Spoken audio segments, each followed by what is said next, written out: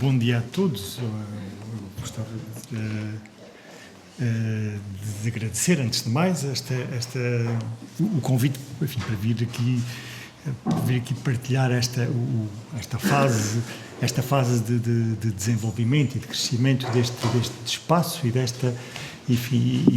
já desta comunidade de pessoas interessadas pela cerâmica, pela terra e por coisas e por outras manifestações, enfim.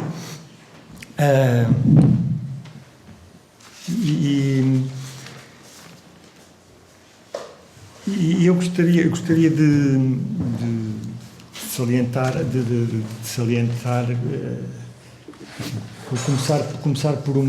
começar um bocadinho por uma evidência e, enfim, arrisco-me a repetir um bocadinho o que a Marta lembrou no princípio, mas que é crucial para o procedimento na cerâmica, e que é o facto de nela termos um acesso a um conjunto de materiais, com certas características, e cuja manipulação, de acordo com um certo protocolo, protocolo esse que inclui como fase fundamental a cozedura, o tratamento térmico, portanto, produz resultados muito diferentes dos originais, né? Estes resultados não são reversíveis de um modo direto e simples, digamos assim.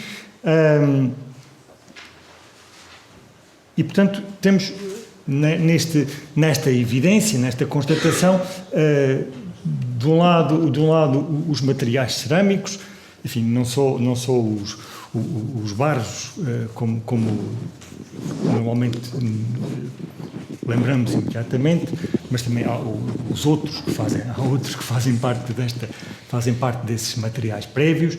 Portanto, de um lado os materiais cerâmicos, e do outro a cerâmica, enfim, que em si também é uma variedade de materiais muito diferentes. E, portanto, temos aí um material novo e temos claramente uma fronteira teórica, que às vezes fica mais fria, outras vezes fica mais quente, mas há claramente uma passagem. E então quando falamos do cru e do cozido, falamos essencialmente de um contraste. Falamos de um contraste que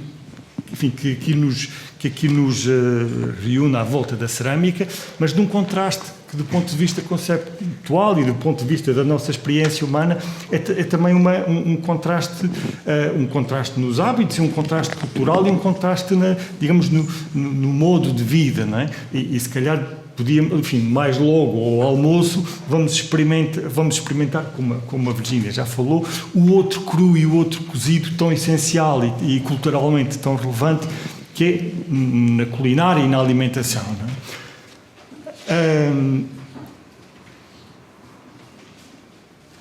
E indo um bocadinho no rastro da Marta também, eu estava a lembrar-me também noutros mitos, nomeadamente nos sul-americanos. O Lévi-Strauss fala da associação íntima ao nível da criação dos mitos, exatamente com a culinária e enfim, depois com a aquisição do fogo, mas de todo modo o cru e o cozido, tanto na cerâmica quanto na alimentação, trazem-nos esta marcação muito forte entre uma coisa e outra, e uma progressão que é num sentido só. Depois de estar cozido, não se pode. Às vezes as pessoas dizem encruar, mas já não acho que é o feijão ou o grão ou o que é, quando não se coze bem, depois encrua. Na cerâmica e na culinária isso já não se pode fazer. E de modo que eu quando estava a pensar nisto, achei que podíamos olhar para o cru e para o cozido como dois corpos mentais que circulavam em torno de um outro principal, que é a matéria, e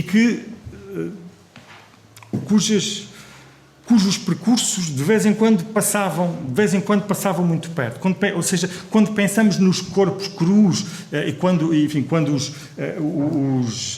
as pessoas que se dedicam à instalação e as pessoas que se dedicam à cerâmica, às vezes têm pensamentos comuns, têm tentações semelhantes e sensibilidades parecidas, e podemos pensar que os que gostam particularmente de um tipo de expressão e os que gostam particularmente de outra circulam ali à volta daquela grande referência que é a matéria. Mas são referências diferentes. Eventualmente, há uma altura que chegam muito perto um do outro, não chocam, mas chegam muito perto do outro, e a verdade é que, digamos assim, permitam-me uma metáfora, se acendermos um fósforo ou se lhe dermos se pressionarmos um botão que provoque ou que possibilite um crescimento, uma temperatura muito alta ali, nós fazemos passar um para o lado do outro. Mas voltar do segundo para o primeiro já é apenas, já se produz, só é permitido de um modo teórico, de um modo ideal e de um modo, portanto, pelo pensamento, e de um modo ideográfico, à maneira que fazem os artistas, não é? E que no seu trabalho de apresentação referem a origem natural, e referem a matéria, e referem o cru no seu trabalho já cozido. E essa é um modo de regressar ao início.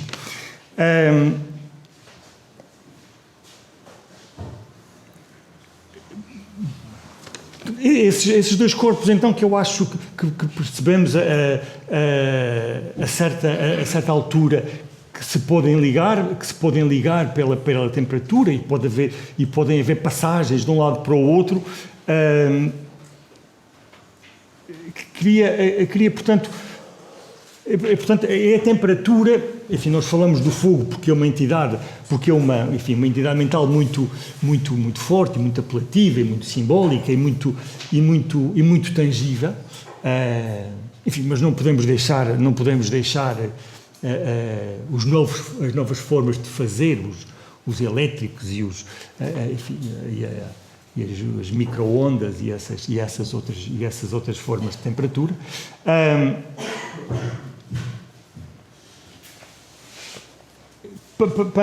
Para perceber que esse fenómeno é uma passagem que é constitutiva, isto é, sem esse momento não há passagem de um ao outro, e ao mesmo tempo ela tem sinais muito evidentes. A primeira nós chamamos a sinterização, quando as partículas da matéria se transformam química e fisicamente, e já não é possível voltar atrás, e há, enfim, os engenheiros, os cientistas do pensamento rigoroso dão-nos às vezes essas marcações, há ali um ponto de não retorno. E depois há outro, que eu gosto de lembrar também, que é o ponto da fusão. Há ali um quadro de revestimentos atrás, e não posso deixar de aproveitar. Há ali um ponto em que a matéria se transforma numa outra, aproveita uma outra organização diferente e chega ao material, numa outra progressão. Se tivermos uma banda entre a terra e o vidro, ambos fazem parte, a seguir vai falar o Quintas, enfim, a terra e o vidro fazem parte. A terra, a cerâmica cozida e o vidro fazem parte de uma banda onde nós podemos percorrer de um lado ao outro sem grandes solavancos. Mas, portanto, estava eu a dizer que eventualmente chega a essa fase da fusão, que é uma fase fascinante também.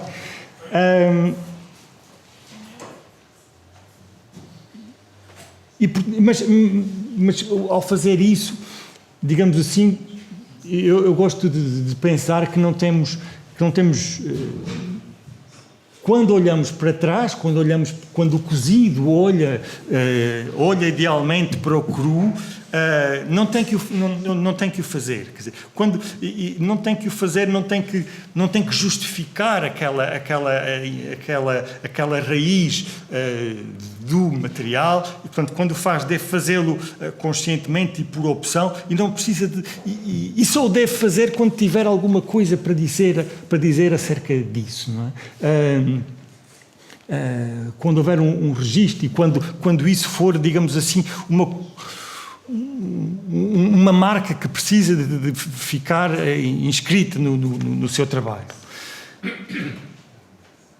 A vantagem, no entanto, tem sobretudo que ver com a produção de objetos que se propõem uma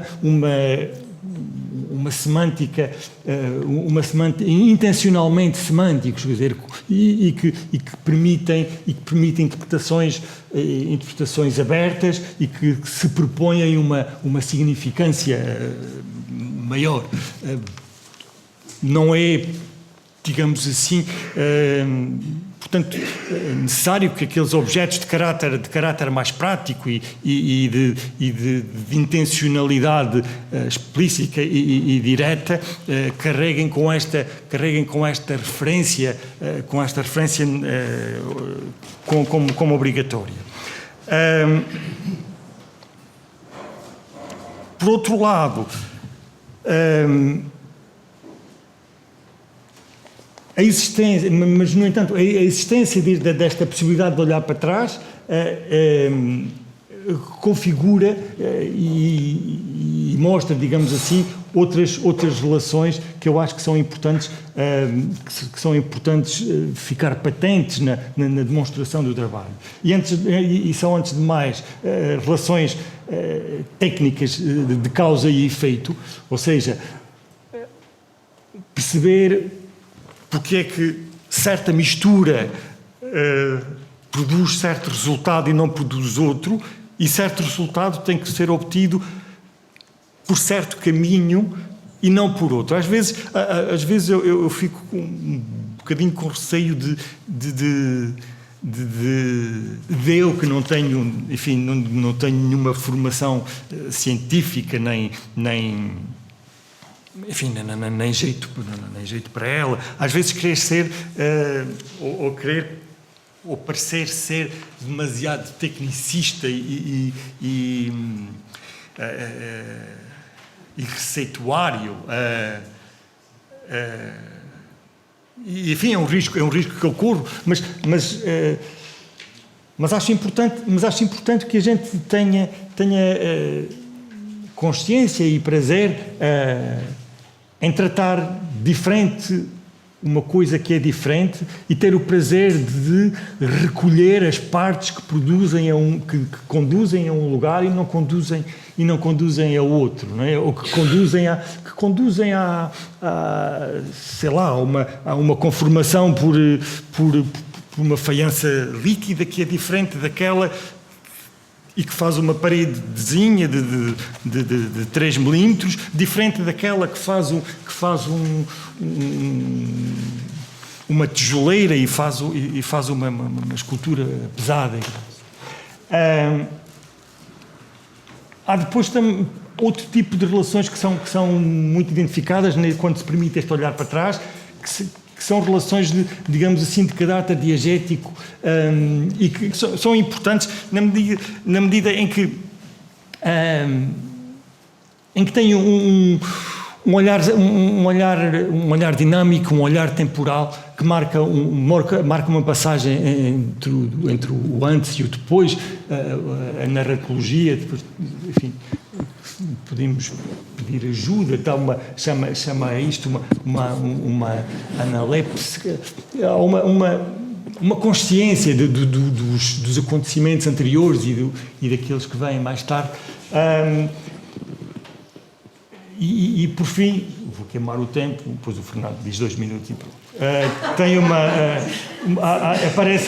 Aparecem por fim também relações, e só mostrar 2 bonecos, relações do tipo fenomenológico e simbólico, que são aquelas que nos permitem de uma maneira muito liberal, digamos assim, substituir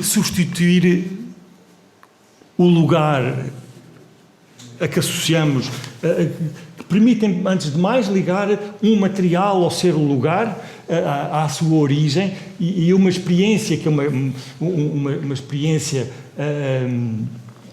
diferenciada, amalgamada, pouco rigorosa, mas que permita, enfim, num campo vasto da fenomenologia, construir justificações para discursos novos. E que, ao fim e ao cabo, está muito perto das experiências que têm sido desenvolvidas aqui, como as tais conversas à volta das margens e do rio e dos materiais que estão por este lado. Eu pedia só 2 minutos, se não trouxe o PowerPoint para nada. Uma experiência que eu desenvolvi neste tipo foi durante o doutoramento. Eu tinha a necessidade de encontrar um pensamento, uma preocupação que pudesse desenvolver durante o estudo, e numa viagem a um sítio onde eu tinha vivido antes, nos Açores, na Terceira, isto agora é quase um cartaz turístico, mas não dou nada, mas há uma presença, enfim, a constituição daquelas ilhas é essencialmente vulcânica, basáltica, como todos sabemos, e a experiência desse conjunto de coisas misturadas e desordenadas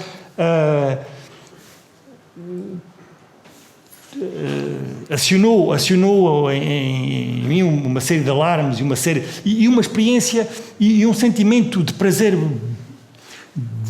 e de desejo de furar e de pegar algumas partidas digamos, àqueles materiais e a mim próprio, não é?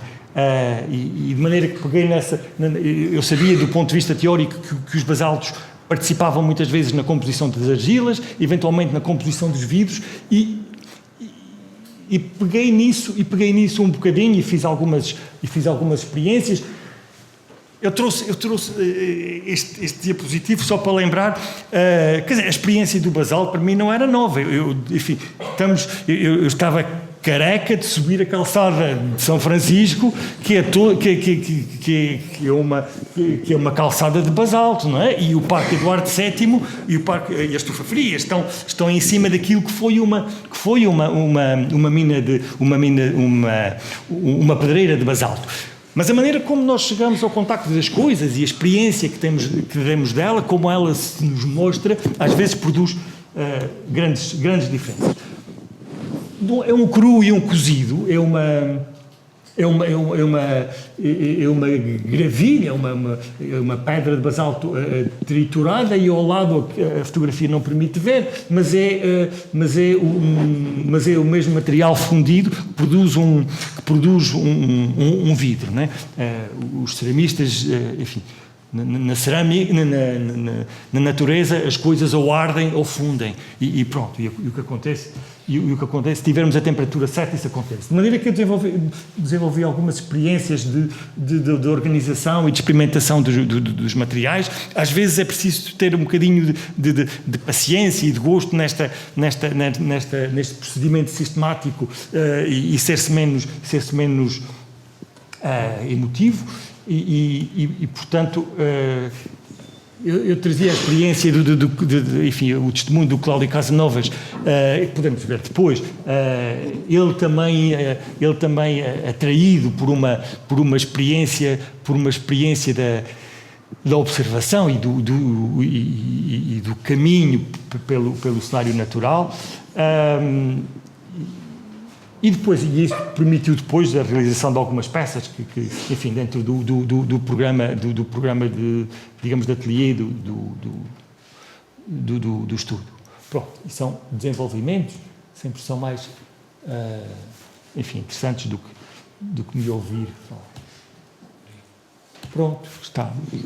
Desculpa, Fernando, e os outros, toda a extensão do meu conversa.